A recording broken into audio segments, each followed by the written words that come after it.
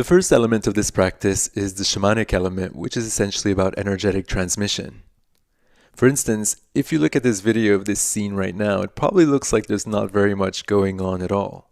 But what I am doing is connecting energetically and transmitting with anybody who's able to connect with me, anybody around me.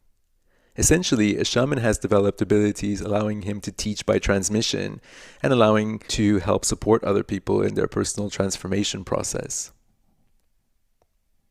The second element is the somatic movement practice.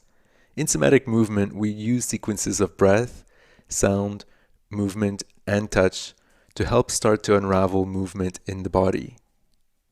For instance, here we're starting to see movement starting to emerge in the body in a kind of very undulating way, and all we're really doing is making breaths and sounds with our mouth. And the movements that we're seeing emerging are these kind of really undulating, wave-like, flowing, rippling movements, which are very different from the linear movements that we generally experience in our bodies.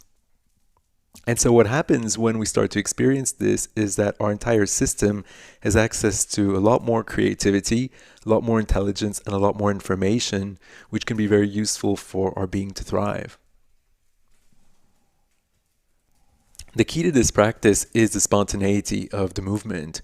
So when we start to experience rippling, pulsing, and all these kinds of undulations in a kind of very spontaneous and involuntary way, essentially we're starting to connect with Eros. So Eros and the orgasm then become the third element of this practice. The orgasm is essentially our direct link to the fields of energy, which are the most potent fields available to us, to mankind.